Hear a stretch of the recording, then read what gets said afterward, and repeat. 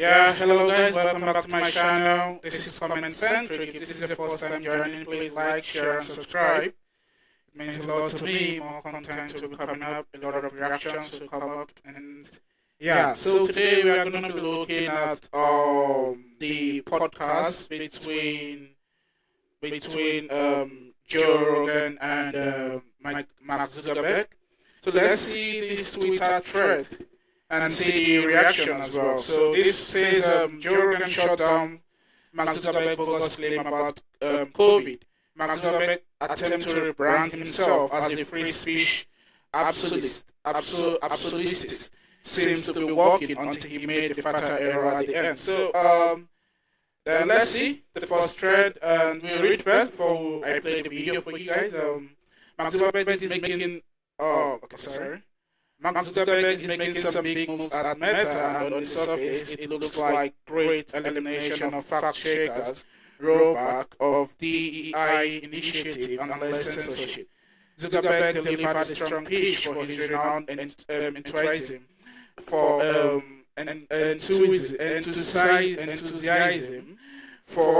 free speech until he exposed himself at the end.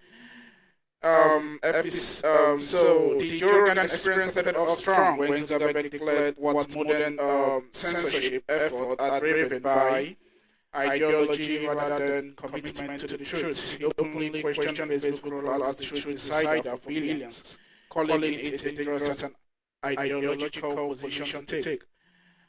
I kind of think after having gone through what the whole exercise is something. It's something out of 1984, one of these books where it's a slippery slope, Zuckerberg said. So let's play this video and see like what he got to say. No, I wasn't too. The whole point of social media is basically, giving people the ability to share what they want, right? And it goes back to our original mission is just give people the power to share and make the world more open and connected. What do you think started the pathway towards increasing censorship? Because clearly we were going in that direction for the last few years. It seemed like we really found out about it when Elon bought Twitter, and we got the Twitter files, and when you came on here, and when you were explaining the relationship with FBI, where they were trying to get you to take down certain things that were true and real, and certain things they tried to get you to limit the exposure to them. So it's these kind of conversations. Like, when did all that start? Yeah, well, look, I think going back to the beginning, or like I was saying, I think you start with these you care about giving people a voice. I wasn't too deep on our content policies for like the first 10 years of the company. It was just kind of well known across the company that we were trying to give people the ability to share as much as possible, and issues would come up, practical issues, right? So if someone's getting bullied, for example, we deal with that, or we put in place systems to fight bullying. If someone is saying, hey, someone's pirating copyrighted content on the service, it's like, okay, we'll build controls to make it so we'll find IP-protected content. But it was really in the last 10 years that people started pushing for like ideological-based censorship. And I think it was two main events that really triggered this. In 2016, there was the election of President Trump, also coincided with basically Brexit in the EU and sort of fragmentation of the EU. And then, in 2020, there's COVID. And I think that those were basically these two events where, for the first time, we just faced this massive institutional pressure to basically start censoring content on ideological grounds. I'm sorry to interrupt you, but when it first came up in 2016, did it come under the guise of the Russian collusion hoax? And this is the thing. At the time, I was really sort of ill-prepared to kind of parse what was going on, right? It's I think part of my reflection looking back on this is I kind of think in 2016 in the aftermath, I gave too much deference to a lot of folks in the media who are basically saying, okay, there's no way that this guy could have gotten elected except for misinformation. People can't actually believe this stuff, right? It has to be that there's this kind of like massive misinformation out there.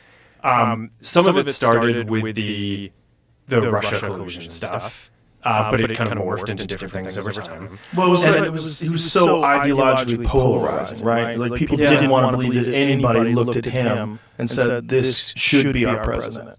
Yeah. So I took this and just kind of assumed that everyone was acting in good faith, and I said, okay, well, there are concerns about misinformation. We should, just like when people raised other concerns in the past and we try to deal with them. Okay, yeah, people no, if you ask people, no one says that they want misinformation, so maybe there's something that we should do to basically try to address this. But I was really worried from the beginning about basically becoming this sort of decider of what is true in the world, right? That's like kind of a crazy position to be in for billions of people using your service. And so we tried to put in place a system that would deal with it.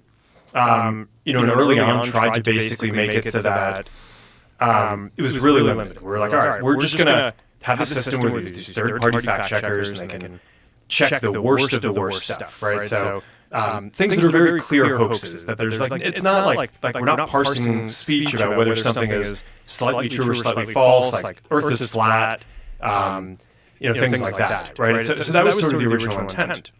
We put in place the system and it just sort of veered from there. I think to some degree, it's because some of the people whose job is to do fact-checking, a lot of their industry is focused on political fact-checking, so they just kind of veered in that direction. We kept on trying to basically get it to be what we had originally intended, which is just, it's not, the point isn't to like judge people's opinions, it's to provide in this layer to kind of help fact-check some of the stuff that seems the most extreme, but it just, it was just never accepted by people broadly. I think people just felt like the fact checkers were too biased. Mm-hmm. Not necessarily even so much in what they ruled, although sometimes I think people would disagree with that. A lot of the time, it was just what types of things they chose to even go and fact check in the first place. So I kind of think like after having gone through that whole exercise, it I don't know, it's something out of like 1984, one of these books where it's just like it really is a slippery slope, and it just got to a point where it's just okay, this is destroying so much trust, especially in the United States, to have this program. And I guess it was probably about a few years that I really started coming to the conclusion that we were going to need to change something about that. Okay, so guys, we see the next on this thread. So it says the conversation got even more interesting when Zuckerberg threw the Biden administration under the bus, revealing that they pressured his company to censor true information and even memes about vaccine safety. And he went further by saying, they pushed us super hard to take down things that were honestly true. They basically pushed us and said anything that says that vaccine might have side effects, you basically need to take them down. So here Zuckerberg will explain like how Biden administration were pushing him to take down some content and some video that says that the vaccine has side effects, that's the COVID vaccine.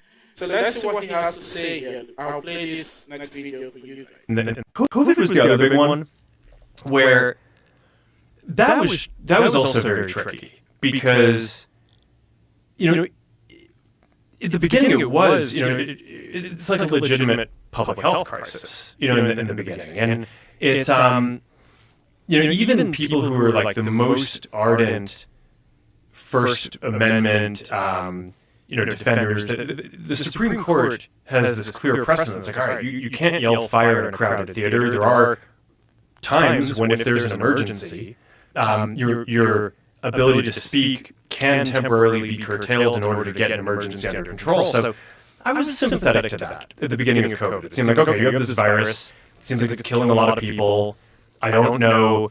We didn't know at the time how dangerous it was going to be. So at the beginning, it kind of seemed like, okay, we should give a little bit of deference to the government and the health authorities on how we should play this. But when it went from 2 weeks to flatten the curve to, like, in the beginning, it was like, okay, there aren't enough masks. Masks aren't that important. To then it's like, oh, no, you have to wear a mask. And, like everything was shifting around.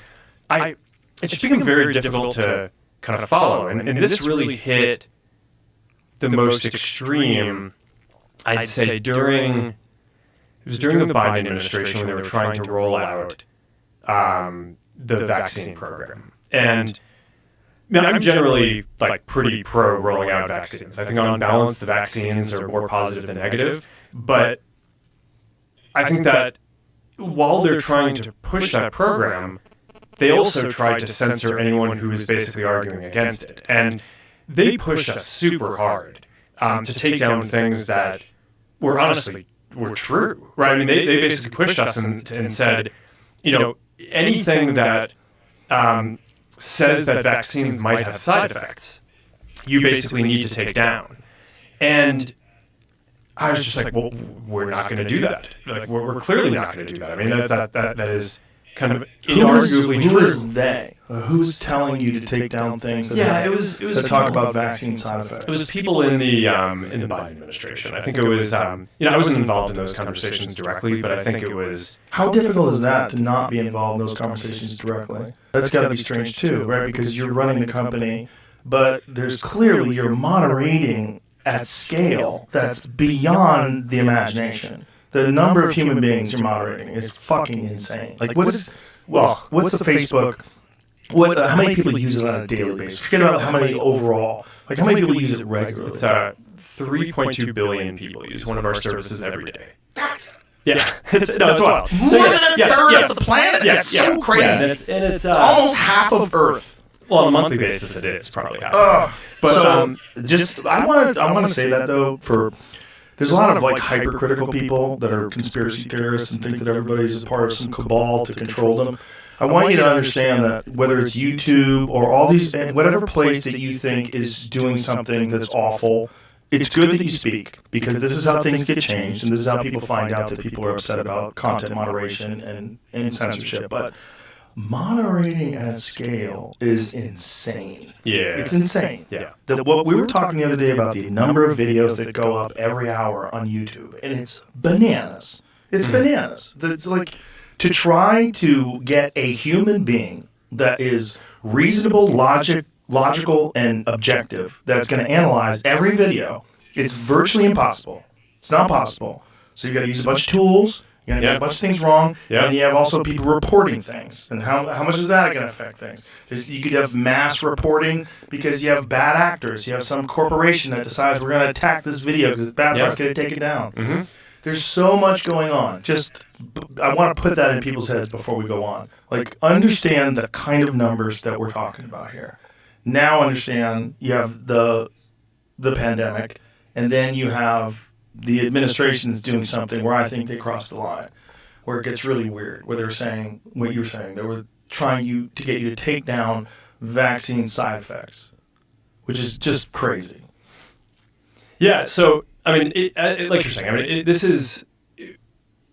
it's so complicated, this system, that I could spend every minute of all of my time doing this and not actually focused on building any of the things that we're trying to do. AI, glasses, like the future of social media, all that stuff. So when I get involved in this stuff, but in general, we have a policy team. There are people who I trust. They're the people who are kind of working on this on a day-to-day basis. And the interactions that I was just referring to, I mean, a lot of this is documented. I mean, because Jim Jordan and the House had this whole investigation and committee into the kind of government censorship around stuff like this. And we produced all these documents, and it's all in the public domain. I mean, basically, these people from the Biden administration would call up our team and, like, scream at them and curse. And it's like, these documents it's all kind of out there.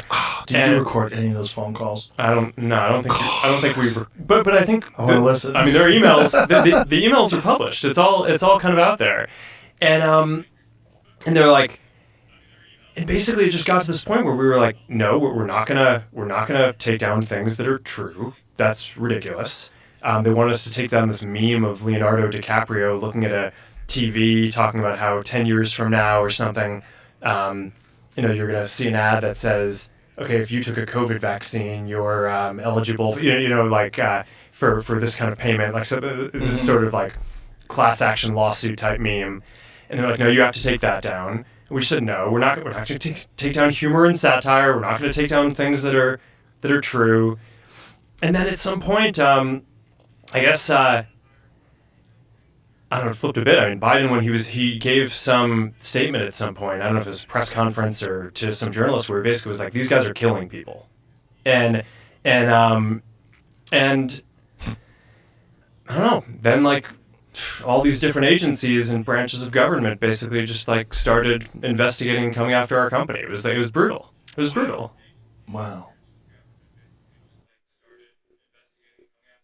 Yeah, so guys, the next one on this thread says they want us to take down this meme of Leonardo DiCaprio looking at the TV talking about how 10 years from now or something you are going to see an ad that says if you took a COVID vaccine you're eligible for this kind of payment. So the debate continued.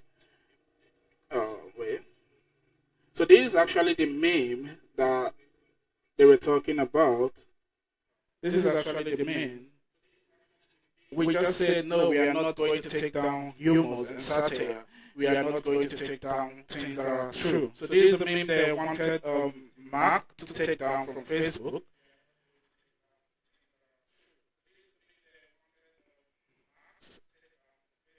So let's see the next video.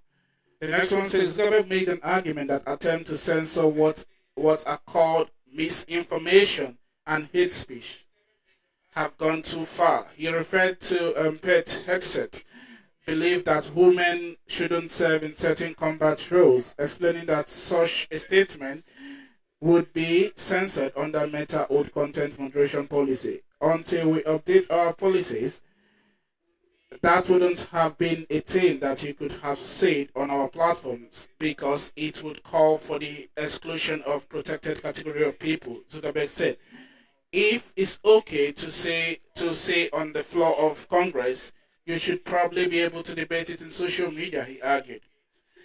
So he's saying like, if it's okay to say things on the Congress floor, why can't people say it on social media? So let's watch this video and see.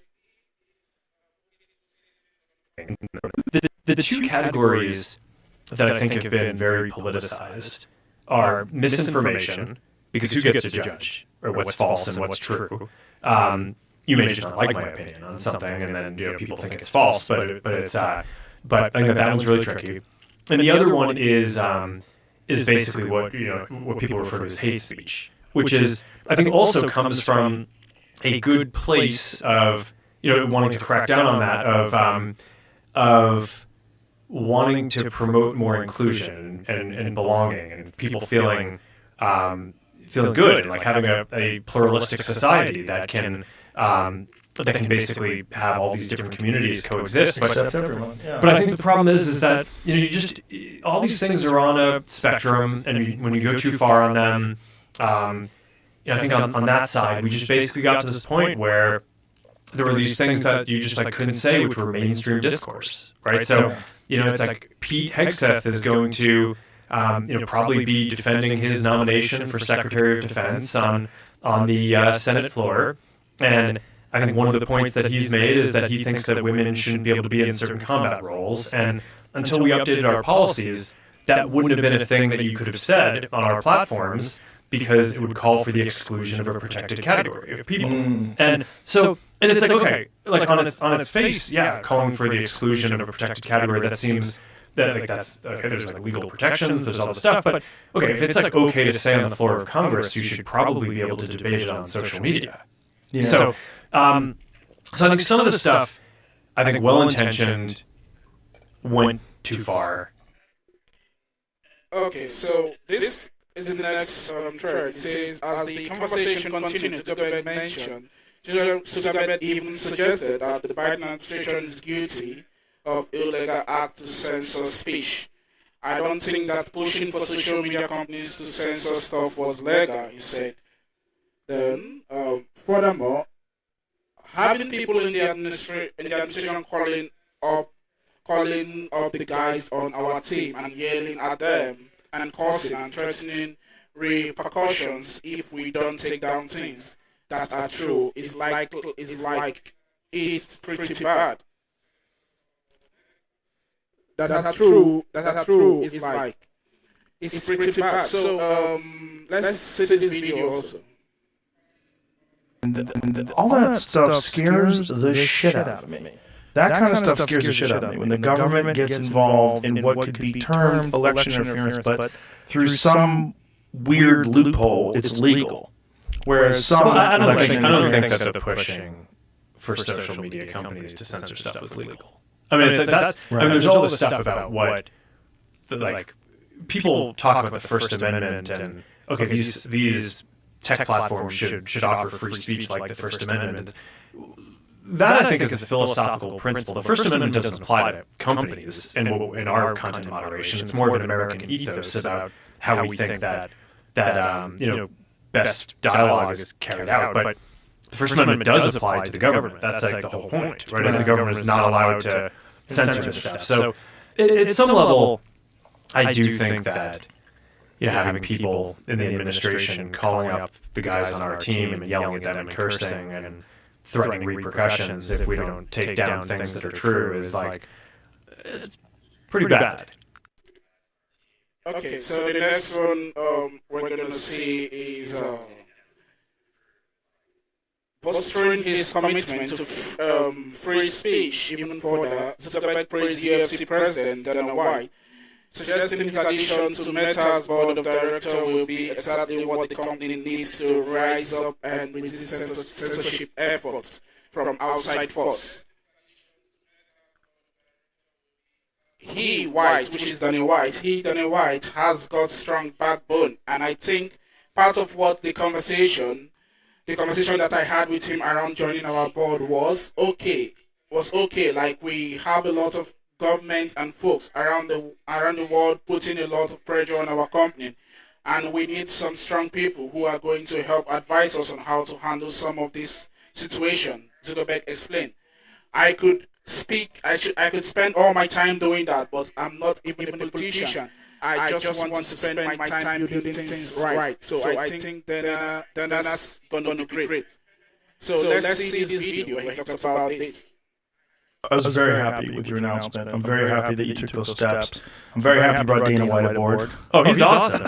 Been talking to him for a while about that. I mean, he's like, talk about like an amazing entrepreneur. Right? It's like, I just want, like, because I control our company, I have the benefit of not having to convince the board not to fire me. Right? It's like a normal corporate environment. It's like basically the CEO just tries to like, they're just trying to convince the board to like let them have their job and pay them more. It's like, all right, the board doesn't pay me except for security, and I'm not worried about losing my job because I control the majority of the voting in the company. So I actually get to use our board to like have the smartest people who I can get to have around me help work on these problems. So it's like, all right, who are the people I want? Like, I just want like the best entrepreneurs and people who've created different things. And like, I mean, Dana is like this guy who, I mean, he basically took the sport from being this, like, I think it was viewed as like this pretty marginal thing when he got started, right? I think John McCain was trying to outlaw it, and now it's like, I think in F1 are the two fastest growing sports in the world. It's got hundreds of millions of people viewing it. It's like,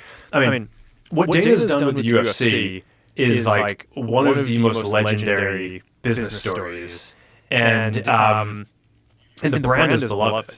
And I think he's just so he's like a world-class entrepreneur, and he's just like he's got a strong backbone. And I think part of what the conversation that I had with him around joining our board was, okay, like, we have a lot of governments and folks around the world putting a lot of pressure on our company, and like we need some like strong people who are going to basically help advise us on how to handle some of these situations. And so yeah. That's but yeah, I mean, running this company is not for the faint of heart. I mean, there's definitely a lot of pressure from like all these different governments, and then it's like, okay, I can spend all my time doing that, but I'm not even a politician. Like, I just want to spend my time building things, right? So it's so yeah, I think Dana's gonna be great. He's the best.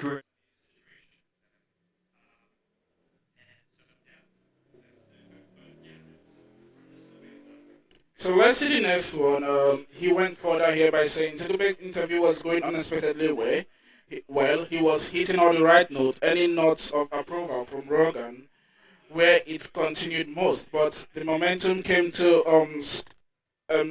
scratching health when Zuckerberg made a COVID censorship claim that struck a nerve with Joe Rogan. Why Zuckerberg acknowledged he didn't agree with the Biden administration harsh tactics to push vaccination. He argued that censoring voices and concerns about vaccine safety was done for the purpose of greater good, suggesting it was free from personal political gain. So Rogan, with a deep understanding of what actually transpired during COVID-19, quickly set the record straight and exposed the glaring flaws in Zuckerberg's claim. I still think it's good for more people to get vaccine, to get the vaccine, Zuckerberg said. I'm not sure in that case how much censorship was like a personal political gain that they were going for. I think that they had a kind of goal that they thought was in the interest of the country, and the way they went about it, I think, violated the law. Well, there are a bunch of problems with that, Rogan retorted, before laying out a quick history of incentives behind censoring speech about vaccine safety. There is the emergency use authorization that they needed in order to get this pushed through, and you can't have that without valid therapeutic being available. And so they suppressed valid therapeutics, so they suppressed real information that would lead to people being healthy and successful in defeating this disease. And they did that so that they could have this one solution, and this was Fusi's game plan. I mean, this is the movie Dollars Buyers Club. The Fusi in that movie, that was with AIDS crisis. This is exact same game plan that was played out with COVID vaccine. They pushed one solution. This only one suppressed all therapeutic through propaganda, through suppressing monoclonal antibodies, like all of it. And that was done, in my opinion, for profit. And they did that because it was extremely profitable. The amount of money that was made was extraordinary during that time, Rogan explained. So let's see this video and see what he got to say. If you go back to the COVID example, I think in that case, they were doing something, their goal of trying to get everyone to get vaccinated was actually, I think, a good goal. Right? It's like it was a good goal if it worked. Yeah, if it was real. Like if it was a sterilizing vaccine, if it really did prevent people from getting COVID, if it really did prevent people from infecting others or transmitting it. But it didn't. Well, so it wasn't a good deal because it wasn't based on real data. Yeah, but also even if it were, right? It's like if I think that still on balance, knowing everything that we know now, I still think it's good for more people to get the vaccine, but the government still needs to play by the rules in terms of, not like, you can't just suppress true things in order to make your case. So that's kind of my view on it is I'm not sure in that case how much of it was like a personal political gain that they were going for. I think that they had a kind of goal that they thought was in the interests of the country, and the way they went about it, I think, violated the law. Well, there's a bunch of problems with that, right? There's the emergency use authorization that they needed in order to get this pushed through, and you can't have that without with valid therapeutics being available. And so they suppressed valid therapeutics. So they're suppressing real information that would lead to people being healthy and successful in defeating this disease. And they did that so that they could have this one solution. And this was Fauci's game plan. I mean, this is the movie American Buyers Club, or Dallas Buyers Club, rather. That's Fauci in that movie. That was with the AIDS crisis. This is the exact same game plan that was played out with the COVID vaccine. They pushed one solution, this only one, suppressed all therapeutics through propaganda, through suppressing monoclonal antibodies, like all of it. And that was done, in my opinion, for profit. And they did that because it was extremely profitable. The amount of money that was made was extraordinary during that time. Okay, so we go to the next thread. So this one is different. This is I'll just quickly read through this. Let's quickly read through this. So what's really going on with Zuckerberg? Has he really had a come to Jesus moment, recognizing the laws of his past ways? Time will tell, but voices like Stephen A. Smith aren't convinced. So Stephen A. Smith have something to say regarding Mark Zuckerberg's decisions. So aren't convinced, suggesting Zuckerberg's recent moves are more about self-preservation than a genuine commitment to free speech. So he's saying that Zuckerberg moves are not really genuine, and he's suggesting it's more of self-preservation. And he said, Zuckerberg went about the business of literally limiting conservative voice of vast skeptics, along with other people. Smith rebuked during recent appearance on News Nation. The reason why Zuckerberg is making this free speech stunt now, Smith says, is because he's terrified of getting in Trump parts over the next 4 years. Smith concluded that Zuckerberg's action fall in line with political self-preservation, calling it predictable and calculated. So let's see what Smith has to say by himself. Let's play this video and see what he will say. As a journalist, as a member of the media for the past 30 years, I think it's absolutely appalling to watch him shift so dramatically the way that he has. But here's the thing. It's also very understandable because this is a guy that was all about the people, all about free speech, all about free expression and what have you. But then you went about the business of literally limiting conservative voices, of that skeptics along with other people. And so you did that, and some people accused you of influencing the election in 2020. Why? Because the Zuckerberg initiative, led by his wife, did about $420 million to causes that they believe helped the Democratic cause. So if you're Trump, you're saying, I remember all of this. I remember how you came at me. I remember how you tried to backdoor me and you helped to facilitate boot me out of office. Well, now I'm back in power. And not only am I back in power, I got my man Elon Musk with me, your competition over at X. So all of a sudden, you're looking at Mark, clearly see him essentially, figuratively speaking, on his knees, trying to make amends for some errors that he has made, because the one thing we know that Trump has mastered in terms of its definition in the dictionary is retribution and reciprocation. Mark Zuckerberg knows this, and he doesn't want to be in this man's path over the next few years. So it's very, very predictable what he's doing, and again, no matter how appalling we may find it, it falls in line with what we've known about politicians and surrogates, dare we say, that capitulate to their beck and call because they know it's something in it for them. You would think somebody as rich and successful as Mark Zuckerberg wouldn't be one of those individuals, but he's competing with Elon Musk, who, by the way, tweeted on X, "This is cool." In other words, you're in the same boat that I'm in. Welcome to the party. Let's all be fruitful and multiply. That's basically what they're saying.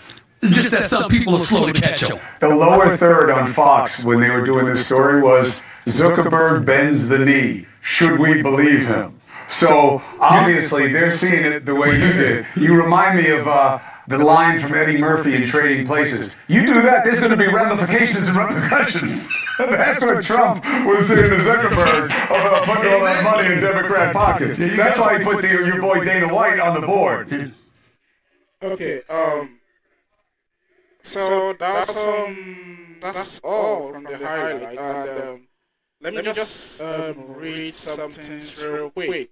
While it would be wonderful to believe that Zuckerberg is a changed man, one should remain skeptical about his true intentions. After all, his company was behind some of the worst censorship crimes, like deleting vaccine injury groups, when those people needed support from their peers the most. So let's quickly see some reactions from Twitter comments. Let's see what people got to say, and yeah. he said, this one said my Facebook account is still suspended. Enough said. So I think he still feels that his Facebook account was suspended and nothing was done. This person said, yeah, I bet it's purely financial. Why else would they move from California to Texas? How much market share has Meta lost to X? So this person is trying to compare Meta to X, that they've lost a lot of market shares to X. And that's why maybe this Zuckerberg is doing what he's doing now and advocating for no censorship and free speech. This one says, dude, how about helping facilitate election fraud? This douche hasn't turned a corner. He's only protecting what's left of his stupid company.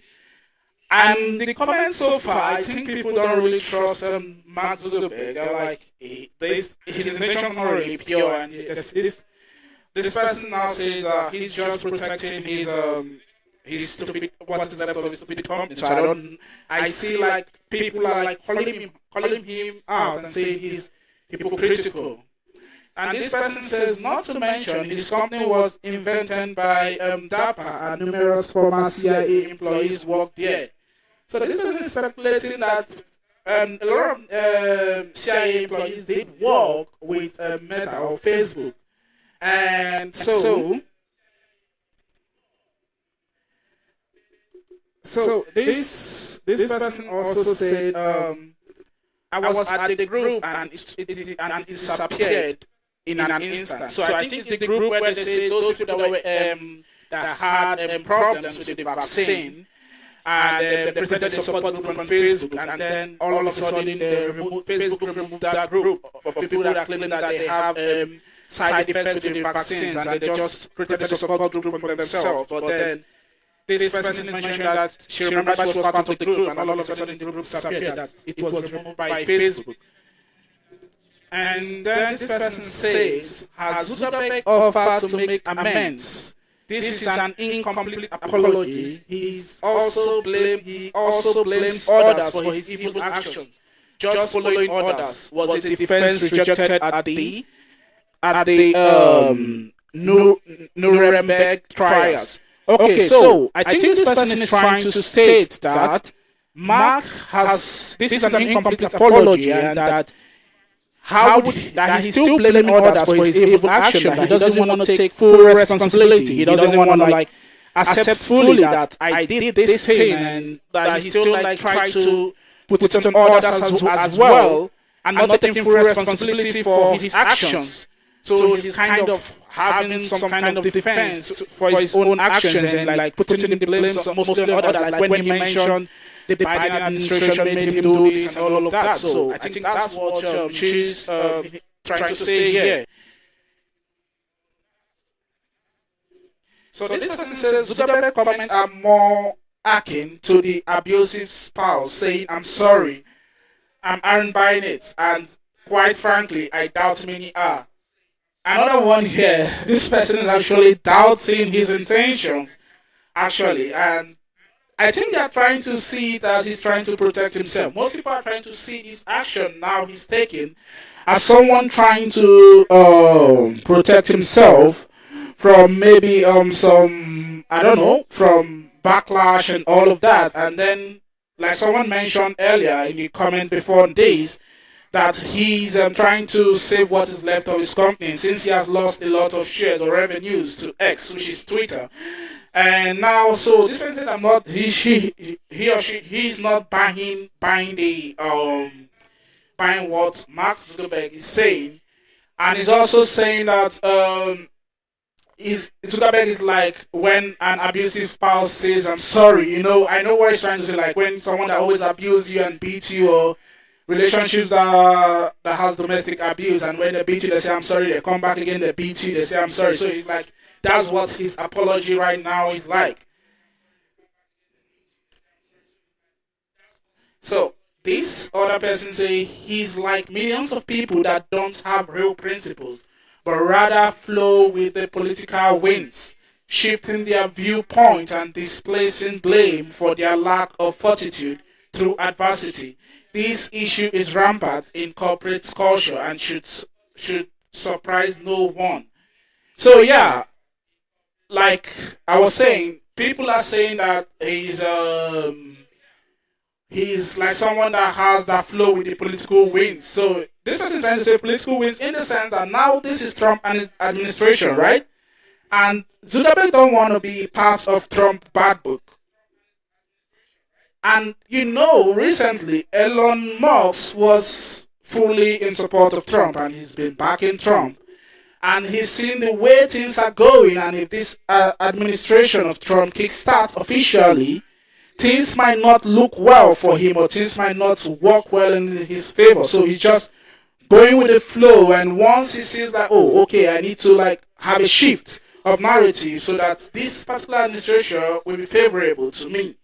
So that's why this person is like saying that's why he's doing all of this. But I think we will know the real truth when the Trump administration finishes, and we'll know if his stance were genuine or not genuine, because after 4 years from now, there'll be a new government, right? And then we will truly know if if his words here now were genuine. So we see the next one. Allegedly, Zuckerberg warned his upper management people not to take the job because it was not safe.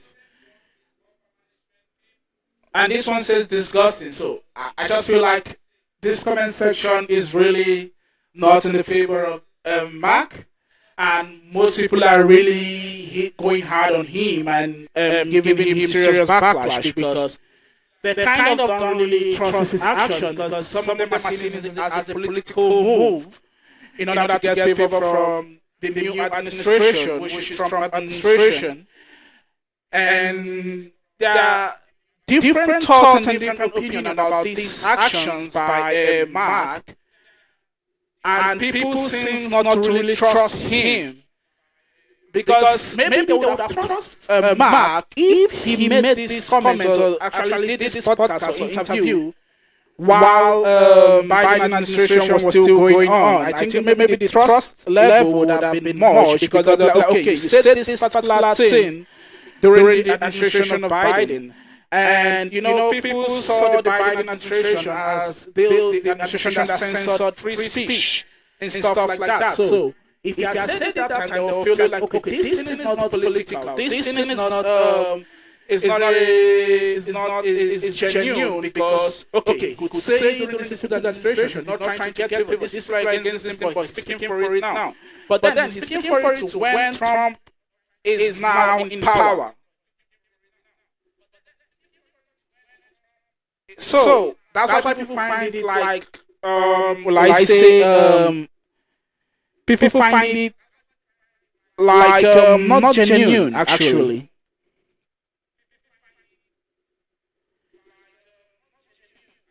So let's see another comment. Now everyone are friends and all working together again. Some may think their people have been dumped. This one says, no worries, we'll never trust Zuckerberg or rely on Facebook for any meaningful discourse. Oh, damn, the comment section is really like roasting Mark Zuckerberg, because people are still saying they wouldn't trust Facebook for any discourse, and they wouldn't trust it for anything. So, and they will never rely on Facebook for anything.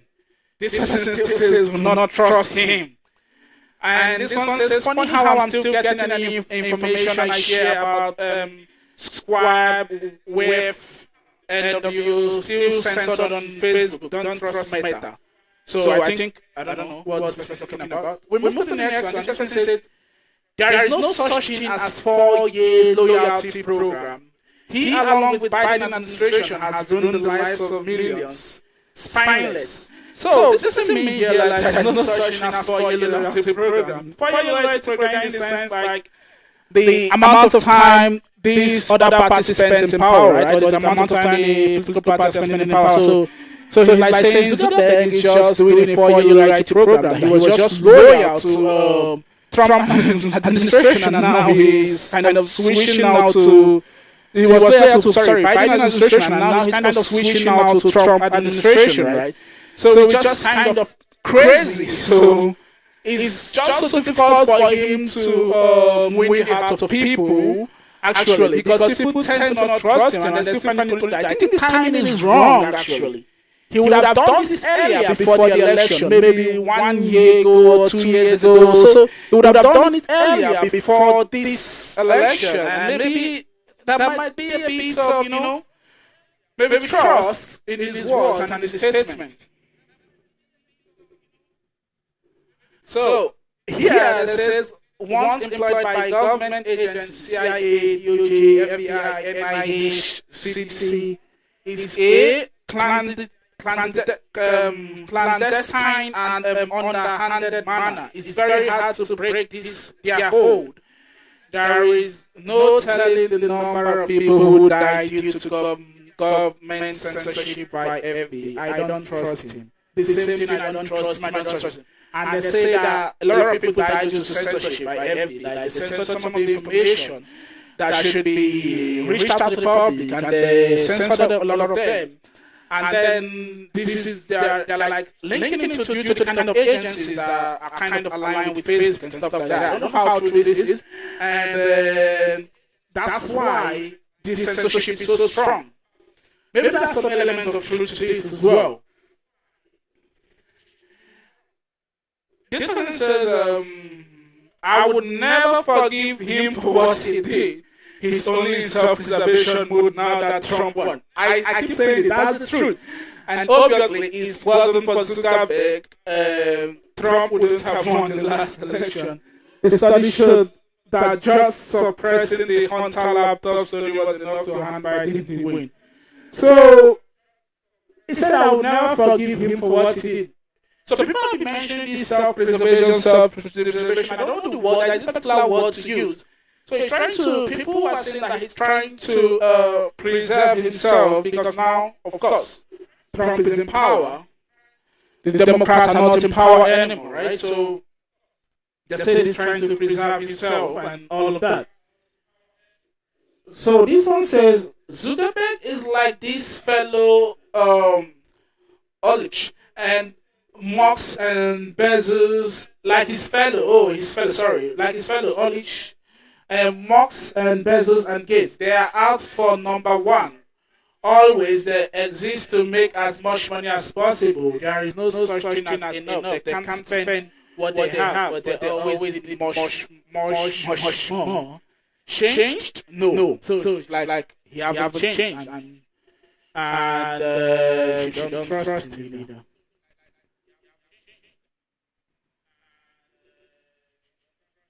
So this says, when will he come clean? So they feel like this interview he made, he didn't really come clean. So they're asking now, when is he going to come clean? When are you going to come clean? So people don't know when. They're like, when will Mark Zuckerberg come clean, and when will he just take all the blames and stuff of that? Because they say like he's still laying blames on other people, laying blames on the government, that he got threat from the government and all of that.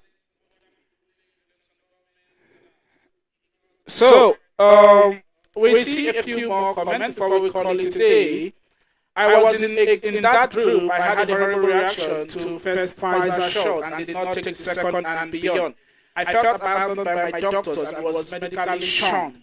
Zuckerberg then took my support network. I went it alone. I think I went through it alone. So there is this Facebook group people are talking about during the era of COVID. The people that had side effects to the vaccines actually created a group, and that group was like a support system to them. And now they said then Mark Zuckerberg took down the group because he said they felt like he's spreading false information that there is no side effect to the vaccine. So these people like they had side effect to the vaccine, and even their doctors refused to attend to them medically during that period. And then this was the only group that had support. They had a good support system and spoke for them and supported them. But then the other group was taken down and they felt alone and they had to go through whatever they were going through alone. So I think that's why people are finding it hard to like really trust him, because they feel like he's just shifting. He's moving with the political wind where this administration will do things in their favor. This administration will do things in their favor. So let's see if these actions taken by him now are true and are are not false, because most people tend not to believe him and trust in his words this time around. So this one's exactly because of that and similar crimes, I am done with them forever, and I hope many others too. Fuck F-book, sorry for the word. F-book is dead and will eventually be deconstructed, sorry. So I think this person still is like, I'm not interested in anything that has to do with Facebook, Facebook and all of that. I think that's what he's trying to say, like, nothing's going to bring his mind and attention towards the anymore. So this is just a meme about censorship and stuff. So we see that he would need to expose those who carry the COVID lie with names and more evidence that can help an international criminal trial against them to make me believe he has changed. So this person says those names he called, those political parties and those people in the authority that were calling him to take things down, that he should list their name for him to be able to trust him more and believe whatever he said is true, so that there will be an international criminal trial against them and stuff. So he said that now they're saying, like, let Mark Zuckerberg list the names of these particular people. He said that made him censor things on Facebook. And this one says he now blames external employed fact checker, yet he has his own employed descending swarm. And this one said, I had one of these groups and another one called President Trump, all 50 states, and it was deleted also. So they're talking about how he deleted a lot of groups. And so on. This person said, this is disgraceful. So they feel like whatever he's trying to say now is just disgraceful. We don't have anything to say. So this person says, Zuckerberg is a snake, like he's cunning, so it's not straightforward. So no one trusts him actually. Also, Facebook is infiltrated by Muslim Brotherhood. This says Zuck is repentant because he and his company was exposed. I didn't believe one word of what he says. After all, he lied to Congress. F-Zuck prosecute him and others to the fullest extent. So I think I will forgive him once he's rotting in prison. Okay. So let's end it here today. Thank you guys for stopping by. If this is your first time, please like, share, and subscribe. It means a lot to me, and I really appreciate it. Thank you so much. See you in the next one.